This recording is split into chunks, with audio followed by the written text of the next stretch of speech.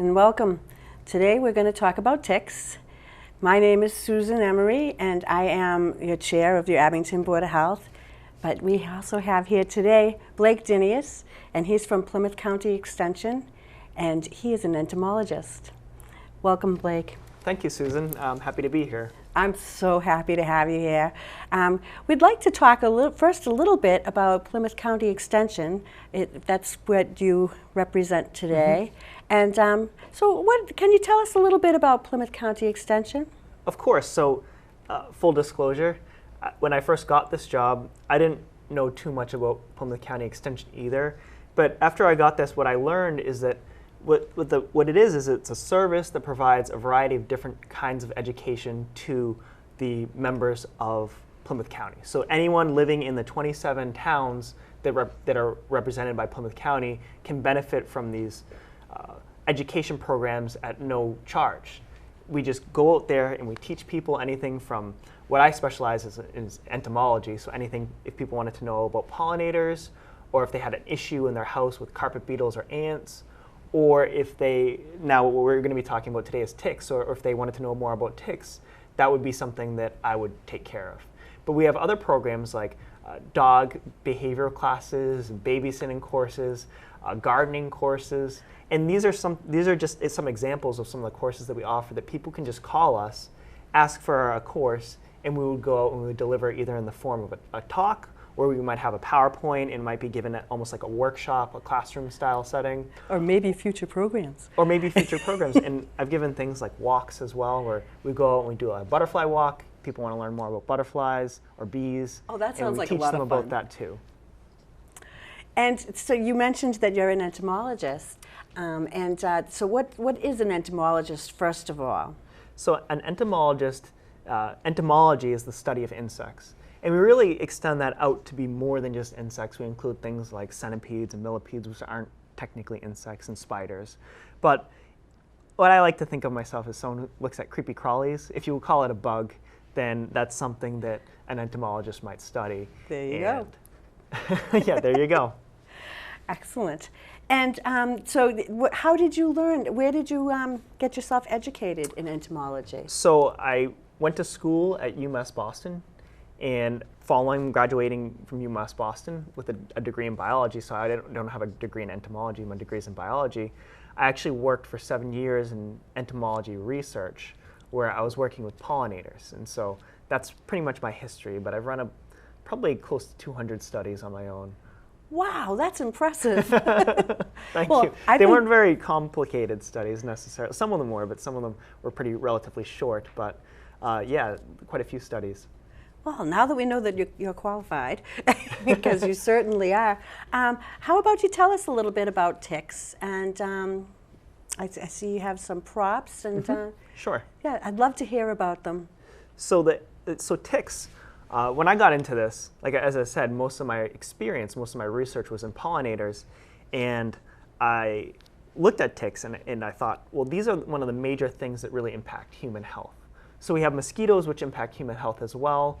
But in this particular area, what we find is that ticks make up the bulk of all vector-borne diseases. And we see that actually throughout the country, is that 80 to 90% each of the diseases per year, the number of cases per year, are tick-borne diseases. And so having a focus on ticks in terms of education is really, really important. And that's usually where I tend to spend most of my time. But the interesting thing about ticks is that unlike mosquitoes, which also impact human health, ticks are primarily seen as a homeowner's issue.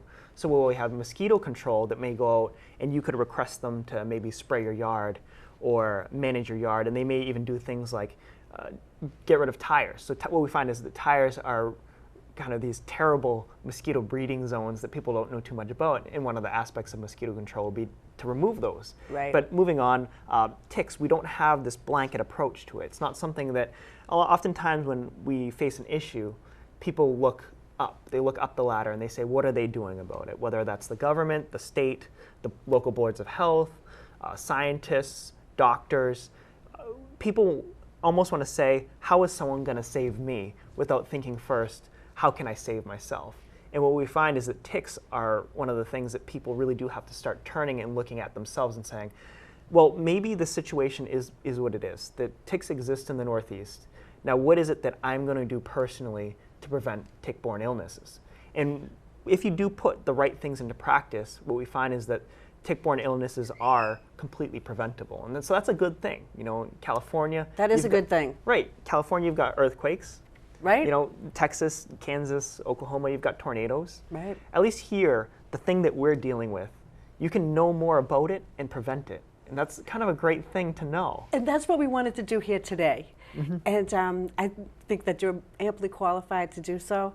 And we kind of wanted to do the who, the what, the when, and the where, and the how. Sure. So what are people most curious about when it comes to ticks? So I think people are most curious about is prevention of Lyme disease, and how to do that, and how to do that in their own backyard. And Okay. so I've had a couple of questions from some of the things. Is there a season or a time of year that ticks are more harmful than others? So there is actually. So what we find is that the times when people most frequently contract tick-borne disease is really right around this time of year. And we think that that has primarily to do with the emergence of what we call the nymph stage ticks. This is the second stage of tick. It's not the babies, it's not the smallest stage, it's actually more like the tick teenagers is what I consider it. And this is because this is the first stage that's carrying Lyme. The babies are never born with it, but the middle stage, the nymph stage, they're about 25% infected in this area. And while the adult stage is about 50% infected, it carries infection more often, more frequently. The nymph stage is more likely to go undetected on people's bodies for a longer period of time because it is just that small. And so what we do tend to find is that the summer months when the nymphs are active, we tend to see more frequent cases of Lyme disease versus the fall and winter months when the adults are active, we see fewer cases. So would you say June to August or May to? The best time, I think, the good frame of mind to think of is you want to think of when school's out, worry about the nymphs. Okay. When school's in, worry about the adults. Okay. That's an excellent way to put it. Really short and concise. So I see you pointed to some examples of different ticks that you have here. Would you like to talk a little bit about those? Sure. So what we have here is we have some dog ticks right here, and these are going to be active during the summer months as well. These are these are large, and so what I like to bring up is that oftentimes people use size as a descriptor for ticks. They say, don't worry about the big ones, worry about the small ones. Or worry about the small ones, don't worry so much about the big ones. So these are the biggest ticks that we're going to see this summer, and these are dog ticks. They vector the pathogens tularemia and Rocky Mountain spotted fever, but do so at a very, very low rate. It's not very common. And this small stage here, this is the larva, and these typically don't bite humans and they don't carry Lyme, so we don't worry about this. So what we're really primarily concerned with are these middle ticks, these middle stages. The nymph stage, as I mentioned.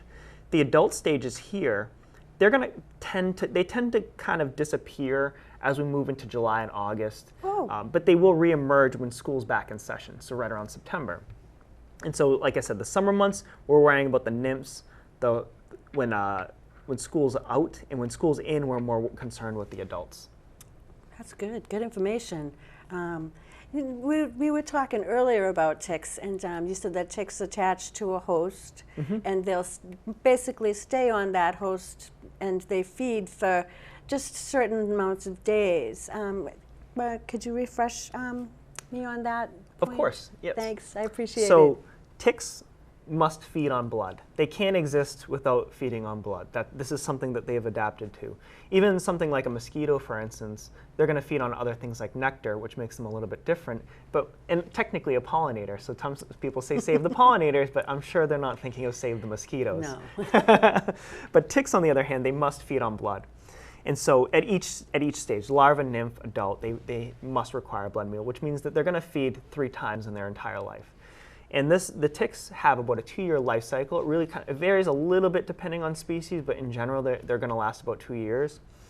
And so you have to think that if they only eat 3 times, they must get all of the blood, all of the nutrients they need to get them through to the next stage or to lay eggs from just a single meal, which means that they like to stay attached to our bodies for a really significant period of time.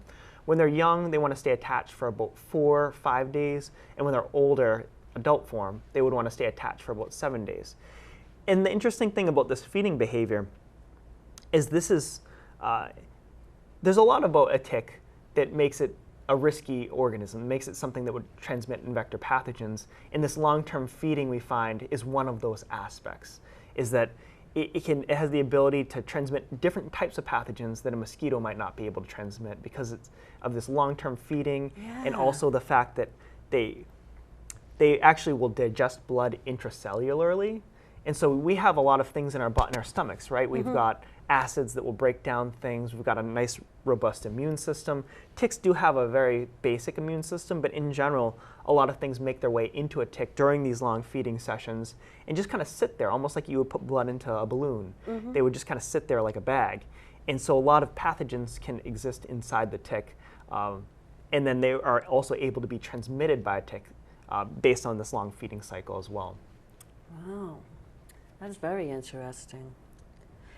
Speaking of the feeding and the discovery of ticks, I do see that you do have some instruments here, and what I'd like to ask you about is, if you do find a tick, I've seen an awful lot of information about removing ticks. Okay.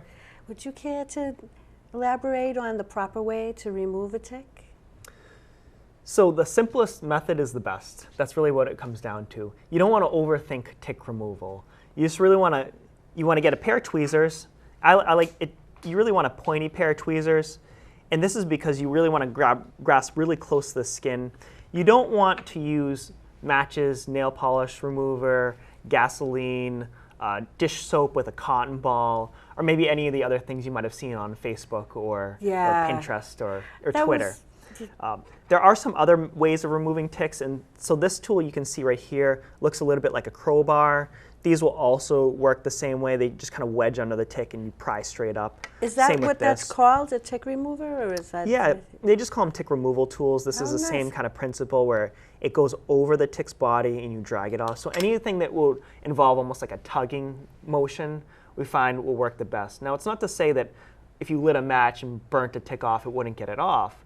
That can work, but what we don't know is, and this is the real burning question, is does that enhance disease transmission? If the whole point of getting a tick off your body is to prevent disease transmission, and then you've done it and increased your risk by using something like soap or nail polish remover, then you might have just shot yourself in the foot. But if you use one of these methods here, like either the tweezers or these different specialized tools, you're not going to enhance your risk that way.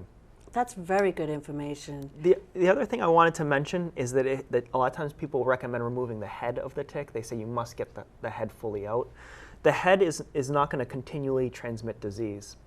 The diseases that the ticks can transmit, the pathogens, the germs, they reside in the tick's body. And so you get the body off, you stop the disease transmission. The head at that point is going to be a little bit like a splinter. And so it might cause some secondary infection. So if you put a little bit of neosporin, bacitracin, or alcohol, that will reduce that secondary infection. But you don't have to worry about digging that they call it the head, but it's really the mouth parts. You don't have to worry about digging that out. And I can understand why you might want to do that. But if you've got a squirming 2-year-old child or a dog and you're trying to dig it out with a pair of pointy tweezers, you might cause more stress and harm than good at that point. Wow. I love how your answers are solution-orientated and very precise. Thank you for that. This is what we're trying to get across, is really evidence-based information. Information is based on science that people can then translate and put into practical uses and tools.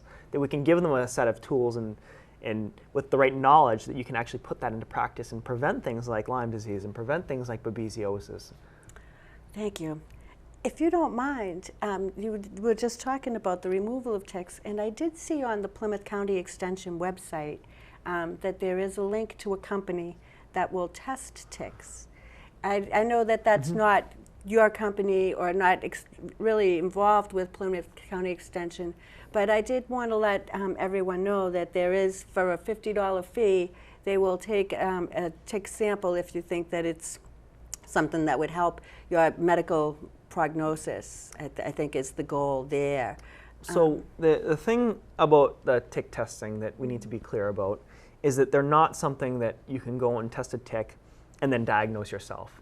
They're Okay. not to be used for medical diagnosis because there's a few factors at play. For one, if a tick bit you and was carrying a pathogen, was carrying some of these germs, does not guarantee that you have that disease, because there's a lot of factors at play when it's a tick bites. And the second thing is that if the tick comes back negative, it doesn't mean that you haven't gotten that disease, because there could be other ticks on your body.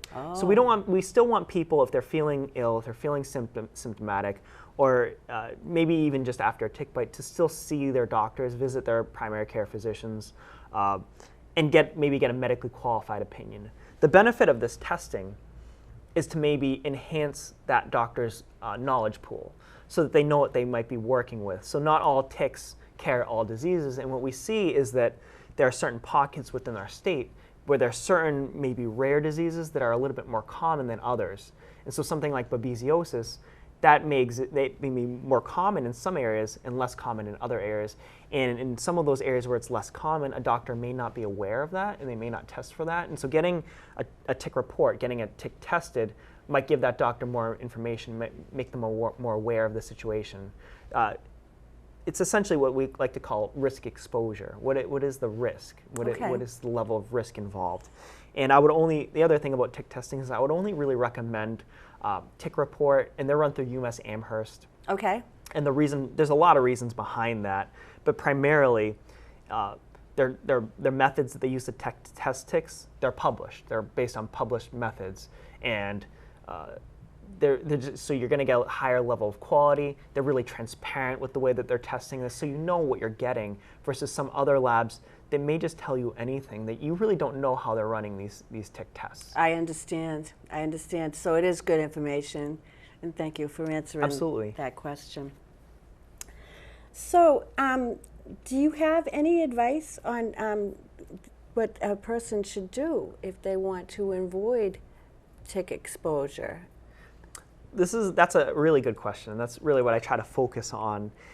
Because some people, they think that the only way they can avoid ticks is to stay locked up inside. And that is not what we recommend at all. I'm someone that I really love getting outside. I love enjoying nature in New England. I was just out hiking last week, and I'm planning another hiking trip this week. And so I really like kind of getting out there. I love fishing. When I think about ticks, right? When I think about them beforehand in the preparation that I do, I don't think about them at all while I'm outside. And then I think about them a little bit after in terms of a quick tick check or a tick inspection. But the point is that I can get out there and I can fully enjoy everything that I want to do outside, especially with the summer months coming up. And I don't even have to worry about ticks because I can rely on these protection methods that I've established beforehand. And what would you do to protect yourself? So when I'm going outside my yard, so there's a few things you can do within your yard. Okay. But there's also things that you can do outside your yard. So maybe we'll start with the personal protection, things that you can bring with you when you're going outside into nature. And so that's going to rely on a few different things. We've got essentially 2 different flavors of compounds that we can apply to ourselves. The first one is called Permethrin or Permethrin, and this is really your silver bullet when it comes to fighting off ticks. This is a product that you would buy in the store. It's not called that, but you want to look on the label where it says active ingredients, and you want to find usually about 0.5% permethrin. And this is something you apply to your clothing only. You don't apply it to your skin. It's not that it's going to hurt you or cause cancer. It's just not going to work properly. It might cause a little bit of skin irritation, but you just want to avoid skin. You want to apply it to your fabric, any kind of fabric, because that's where it's going to work. And I do this, I apply it to any fabric that is below my waist, or anything that I'm going to put below my waist. So if I'm going to take off a backpack while I'm hiking, that's going to go below my waist, that's going to go on the ground, I would apply it to that backpack as well. Shorts, shoes, socks, sandals, that kind of thing. You think waist down, because that's how ticks are going to access our body. They access us from the ground up. Okay. They don't jump, they don't fly, they don't climb trees, they don't parachute out of the sky and land on our heads off birds. That's not the way they work. It's always from the ground up. It's usually something that, because we've either sat on the ground, put something on the ground, or brushed up against them while we were walking. So the permethrin is a really good way to avoid ticks. And the reason why it's our silver bullet is because this product not only repels ticks, but it also kills ticks. So you can be walking through the woods, and the ticks, anything that will come in contact with the clothes that you're wearing, any ticks that crawl up, that touch your shoe, that touch your socks, that touch your backpack or your pants, those ticks are going to die. And so you can kind of avoid those ticks altogether just by wearing these clothing. They're different than your traditional repellents. So that's your other flavor, is your traditional repellents. Things like DEET that people are know a lot, that we've had for about 60 years. The repellents work differently. And you can use them together. And I would recommend that for people who are going to wear sandals and shorts in the summer, that maybe you use the permethrin on the sandals and shorts, but for your skin, you back that up with using repellents on your skin. Ooh. And so the repellents, DEET's the big one. Everyone knows about DEET. But you also have picaridin and IR3535. And IR3535, that's Avalon Skin So Soft with Bug Guard. Okay. So if you wanted to use any one of those, picaridin's kind of nice. It's relatively new, but it doesn't have that strong scent like DEET has. And so you can use those three. They're EPA registered, but what you want to look for is 20% or more. You don't need 100%. 100%, 50%, they're not going to protect you better than the 20%. They don't repel more ticks. So once you get that 20%, that's the most level of repellency that you're going to get from ticks. If you get a higher percentage, it may last a little bit longer, but you don't need to get that 50%. You don't want to enter into this thinking that if I get 100%, well, that's going to repel 5 times more ticks than the 20%. It doesn't quite work like that. There are two other repellents that are EPA registered that I'm a little bit on the fence about, but if people wanted to use them, that's something that they could use. The first one is called BioUD, and that's it's made from a compound. It's essentially from tomatoes, and so people kind of like that. But that's EPA registered. The studies on that have mostly been conducted on things that aren't deer ticks, so they've conducted on different species of tick, mosquitoes, or they've done it on filter paper, which we know is different from our skin. Yeah. And so that's one of the reasons why I'm a little bit hesitant on that one. And then oil of lemon eucalyptus, which again has been conducted on different species of ticks and mosquitoes. And so they probably work on our deer tick, but if people wanted to use something like that, they can go ahead and use that. I just can't say with the same level of confidence that they're going to work as well as our DEET, picaridin, and IR3535. Oh, I appreciate your input there. Now, you mentioned your personal, but to check your exposure for out in the yard. Yes. What would your approach be? So there's two things that you can do. The first thing you can do, and I know people are a little bit want to be conscientious about using too many chemicals in their yard. So that one of the best things you can do is really just clear out a lot of the debris, a lot of the leaf litter, shrubs. Ticks are going to ticks, one of their biggest weaknesses, outside of wearing permethrin on your clothes, is that they dry out really fast. They've pretty much determined that right around 82% is the threshold at which ticks dry out. So if you have 80% humidity in the air, that tick is dying. So the tick really tends to prefer really above 90% humidity. So 82%, you're going to get some mortality, but above 90%, you get a lot less mortality. But if you make your yard an area that has really low humidity, and that's removing things like areas of shade, areas with a lot of dense ground cover like Pachysandra, cleaning up a lot of the leaves, those kinds of things, then you're going to make that area less conducive towards tick survival. And so you're not going to find ticks, for instance, on the center of a soccer field. It's not going to happen. It's too dry. It's possible, you might find one. I don't want people coming to me and saying, well, I found one. But that tick isn't going to live very long in the center of a soccer field. That's the point. You're going to find them more frequently on the edges of habitat. What they find is about 88% of ticks in one particular study were less than 10 feet from the forest edge. So this is really where you're going to end up finding the majority of ticks, is right around that forest edge. And so, cutting back some of the tree branches, making your area look a little bit more dry, sunny, windy, that kind of thing. So that would be mostly your primary non chemical method of dealing with ticks. I know in the past, for the Abington Board of Health, when people call, they'll call because there'll be a property that the lawn is still a bit too tall, and they'll call, and that's the argument is that they're trying to keep the tick population low. You got to keep your lawn kind of low for that too. That's true. Exactly. It's not just grass; it's other types of vegetation too, like a lot of leaf piles. Of the ticks aren't going to all of a sudden move into the leaves, but if you've got a leaf piles now that have been sitting there since last fall, that's something to be concerned about. But any stacked logs that are really damp, if you pick up a log, sometimes it's wet underneath. Yep. They really like that. It's rock walls, things like that, because again, they like the humidity.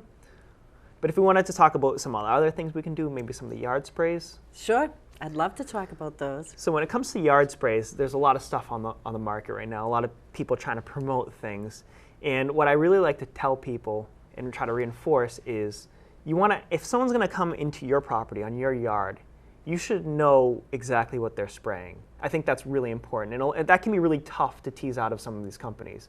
They guard what they're spraying, almost like it's proprietary. But I feel like if they're going to put something in your yard, that you have the right to know. Yes. And what we know now is there's two things. So if you're fully anti-chemical, I wouldn't use a yard spray at all. Not an all-natural spray, not an organic spray. I wouldn't use any of those sprays because no matter if it's all natural or synthetic, it can potentially have some impact on non-target organisms.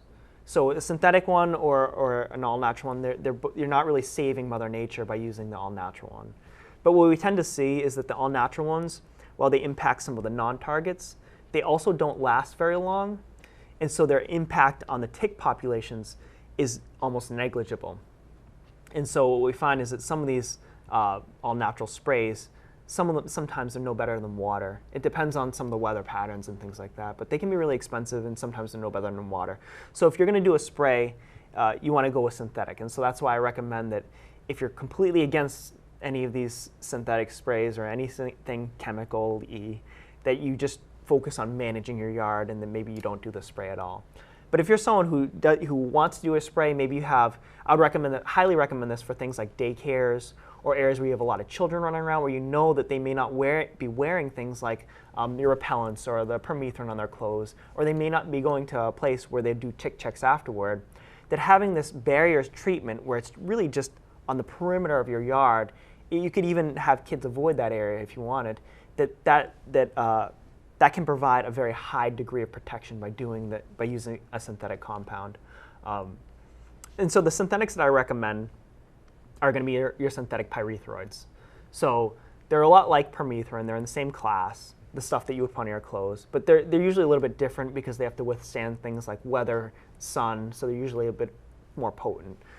So bifenthrin or Talstar. So bifenthrin is the active ingredient, Talstar is the trade name. This is what you would want to have sprayed, and this is pretty much the gold standard when it comes to yard sprays. So if your pesticide applicator, if they're coming out and they're not spraying a Talstar, you want to know exactly what they're spraying. Are they spraying deltamethrin or cypermethrin or something like that? Those will also work. The other thing I wanted to bring up is that this is actually, and sometimes people might be afraid of these, but this is actually the same class of compounds that people use to treat for grubs. So if you're treating for grubs, and that's in the middle of your yard where the kids are running around and playing, then I don't see a reason why you're not treating for ticks on the perimeter of your yard where maybe the kids aren't even going to be exposed to that. And so it's one of those things like, do you value the safety of your children, or do you more than the appearance of your yard? If you're doing all this work to make your yard look nice, you should at least go the extra step and keep your children safe. Well, I'll tell you, I'm glad that we have this on tape because I think it's going to be great for the residents to be able to access this information as they need it. Of course, and if anyone has any questions about this, or if they want to know more, they can always contact me or email me. I'm really happy to explain this further in depth because I know this is one of those topics that people hear a lot of different stuff on. And so all the information I have is backed up by studies. And that's why we want you here.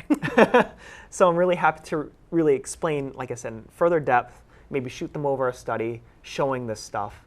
I can do all of that.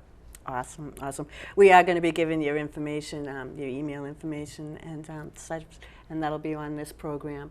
And You were talking about the chemicals and such, and I did want to ask a question that was asked a lot of me this Okay, past weekend. sure. And the pesticides and the chemicals that you are recommending, do they harm birds and bees? So when it comes to these pesticides, when it comes to anything that's going to affect ticks, like I said, all natural, synthetic, doesn't really matter. None of them are specific to ticks. So even something like you might think of like rosemary or geraniol or tea tree oil, that can have an impact on other non-target insects as well. And so we're going to handle the bees first. Yes. The concept of the yard spray, and this is how the yard spray should be conducted, is it should be conducted down in the leaf litter. So you're not going to be it's illegal to spray during a bloom or on anything that's blooming, so you're going to minimize your impact to bees. Okay. These particular products, they don't just go anywhere. When you spray them, after they dry, they bind really tightly to whatever they hit. So they're really sticky. And then once they dry, they're there. It doesn't matter if a rain comes through, they're not going to get rehydrated and then blow everywhere. You spray soil, they're not going to penetrate more than an inch into the ground, so they're not going to hit your water table. They're just really kind of great at what they do. You want to think of them almost like you would super glue or caulking, where you want to kind of be weary of it when it's wet, but after it's dry, you're good to go. And so they should not contact bees. It shouldn't be an issue where they're contacting bees. If a bee did manage to contact it during the spray, flew into the spray or something like, well, it could harm the bee. I hate to say it, it could happen. I appreciate your honesty. But the idea is that you're minimizing that impact on whatever you're spraying. When it comes to birds, these birds we haven't seen, it doesn't bioaccumulate in birds. It's not like DDT, the DDT of old days, if anyone remembers, silent spraying. That's actually the book that kind of got me into biology, is Rachel Carson's Silent Spring, for sure. These don't bioaccumulate in birds. We have seen some issues where they impact things like fish and aquatic organisms a little bit more. So you want to avoid areas where there could be runoff into a stream or into water. You wouldn't want to spray anywhere around that. But a pesticide applicator should know that. But again, if they don't, this is something that if it's your yard, you should be asking these questions or saying, no, I don't want you to spray near I back up to wetlands. I don't want you spraying around there. Right. Well, as we were talking about, is that the whole purpose of these things is to educate the public so that they can do what they think is best in their own backyard and with their own personal selves. I'm not here to promote anything, just give people tools and let them make their own decisions. And we just want the public health to be elevated. Exactly, exactly. And the thing with the yard spray is that not everyone has to do it, but there definitely are people out there that would want to know, what is the best way to do this? What should I use? And even when should I spray? And so these are all questions that I have to answer even if people don't all do it. Thank you so much. Geez, we've covered an awful lot of what I'd like to talk about. I did have one question from a young person. Okay. And because I was trying to get examples from a variety of residents. So that's perfect. So this one came from a 4-year-old. And the 4-year-old asked, are ticks part of the spider family? So I'm going to get maybe a little bit pedantic or a little bit kind of nerdy at this point. So spiders are actually part of an order. So we have, kingdom, phylum, class, order, family. And so you would consider spiders part of an order. And their arachnids are a class. So you've got arachnids that include mites, spiders, and ticks. And then you have an order, that's spiders, and then ticks are another order. And to put this in terms of warm-blooded terms, things that we can relate to, sure. A different order, so class would be mammals. So, so elephants and bats and humans, we're all mammals. Mm-hmm. But elephants are one order, bats are another order, and humans are part of the primates, they're another order. And so you can think of the similarities between maybe a bat and a primate. Right. And that's similar to a tick and a spider. And so they're kind of on the same taxonomic kind of level. And so they're not really the same family, but you can think of them as arachnids for sure. I had to ask because I said that I would.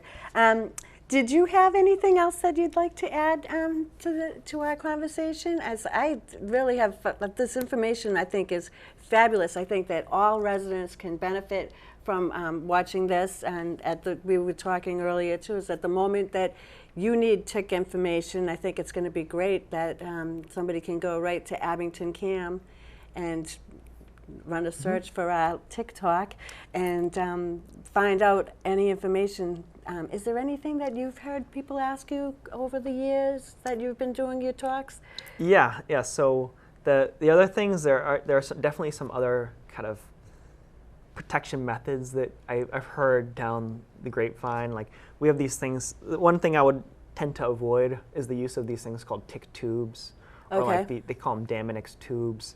And the reason behind that is not that they will never work. It's that I would not rely on them to keep myself safe. What we found is that the results tend to vary depending on different studies. So there was one study that was run in 1987 where these tubes worked. And you thought, hey, great. So the method, what these tubes actually are, for those who don't know, is that they're essentially a toilet paper roll, a cardboard toilet paper roll, crammed full of maybe cotton balls or dryer lint, and that's treated with something that kills ticks. And the reason that the thought process behind this is that one of the hosts of the black-legged tick, so one of the hosts of the deer tick, likes to cuddle this cute, fluffy material, and so it will hoard it, bring it into its burrow, roll around in it. And so the idea is that you're not spraying, but you're getting an animal to pull these cotton balls out, bring them to their burrow, roll around in it, and kill the ticks on their body. And so this process did seem to have some impact in 1987 in one study. And the reason behind that is that white-footed mice are one of the major hosts of black-legged tick. But they try to replicate this, and this is why I say it's not reliable, is they try to reproduce this in two other really great scientists try to reproduce this. And they try to do it in different places over the course of several years, and neither one could get them to work. And so I don't know why they worked in 1987 and why they didn't work the next two times. But it's not something that I would spend money on or rely on until we know exactly what is it that made them work the first time. Well, we only want to work with what's reliable. Exactly. And so the things that I tend to recommend are the things that have worked very consistently, pretty much all the time, year after year, with a lot of robust data on them. That's what I'm talking about. So the tick tubes are one thing. The other things I would definitely want to talk about is, so we talked a little bit about protecting your yard, maybe protecting yourself when you go outside of your yard. One of the more insidious avenues that people can contact ticks is actually through their pets. And so not only do we want to protect our pets, like our dogs can get different diseases than we can, cats can get different diseases than we can, they can also act as almost like little Ubers or little transport units of ticks into our house. And so, sure, maybe you treat your hiking clothes with the Permethrin and you wear your repellents when you go outside, you've done your yard spray, and now you're sitting on your couch watching Netflix in your pajamas. You let your dog out, you let your dog come back in. No one treats their pajamas with Permethrin or wears repellent right after a shower. No. It doesn't happen. No. And so the important thing is to make sure that our pets are protected as well, because they can act as another avenue that we can contact ticks. And so I want to be clear that the ticks aren't going to infest our homes. If you were to bring a deer tick into your house, depending on the level of humidity inside your house, that tick might be dead in a matter of days. But that still might be long enough to attach to you and long enough for you to contract a disease. And so some of the things that I would recommend doing is, first off, speak with your veterinarian, because your veterinarian, I can't give you, unlike people where we can just go out and buy a product at a store, there's a variety of different products, and I know some veterinarians mix and match different treatments. Dogs are different sizes. They recommend certain things for certain breeds and not for others, and so a veterinarian has a better touch, has their finger on the pulse of that a little bit more. But it's really important that no matter what your veterinarian says, that you kind of follow that, and that you don't change what they said. So if they say, buy this product for your dog, don't go out and buy a cat product and put it on your dog, and vice versa. Don't buy a dog product and put it on your cat. And that's particularly important because some of the products that they make for dogs can actually seriously kill a cat, can really harm a cat. And then you can also vaccinate your dogs against Lyme. Oh. It's interesting that we can't do that for humans, but Yeah, dogs can I get didn't it. know that. Yep. That's great. There's one guy, Dr. Richard Marconi, who was looking into maybe seeing if we could get that for humans as well. There's a Yeah. few people working on vaccines, but I know this particular doctor was looking at how dogs have vaccines and humans don't. I love the idea of knowing what's heading on down the future too, so that's good. Definitely. Yeah. The other thing I wanted to bring up about the clothing on the treatment on clothing, now that we were talking about the different treatments for dogs and cats, Yes. is you want to, if you're applying that product to your clothes, it's very, very important that you wait for this to dry and that you also keep any cats away from it while it's drying. Because this particular product, cats are a special type of carnivore, and this product mimics a plant toxin, and so we know that cats have sensitivities to plant toxins. So if we took something natural that cats are already sensitive to, and now we made it more potent, more stable, this is something that could harm your cat. I understand your I'm concern. a cat person, and I still treat my stuff. My cat sits on my lap, but I always make sure that the stuff is dry. And that will protect the cat. Yes. Yep. I've Good. spoken with veterinarians on the issue, and they say as long as it's dry, you're okay. If it's wet, or if your cat likes to eat like little threads, then then maybe avoid using that stuff. Yeah. It's also very good information. This is fascinating. This is really fascinating. I feel like I've learned an awful lot today in a really short period of time. Well, that's good. That's good. I'm hoping other people have learned a thing or two.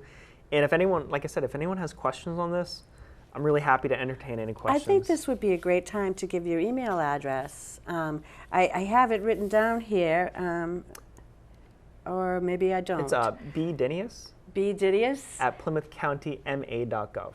Excellent. Dinius at PlymouthCounty.gov. I actually don't have anything to add. Do you have anything that we didn't hit on? We could go for days. But just in terms of what is the most important information for people to know this summer, I think we've hit all the nails on the head for I think we have too. And if it does come to pass that anybody does have any questions after the fact, something that we didn't hit on, Blake Dinius is happy to answer. He prefers email because he's on the road a lot, and that makes sense. I don't know. I'd love to say thank you for your time. Yeah, absolutely, If Susan. I Thank could. you. I could. So thank you for your time. It's been such a pleasure. And if you guys wanted to see any more of programs of this nature, please contact Abington CAM, as it is one of our town's greatest resources. Thank you so much for your time, and I'd like to say goodbye.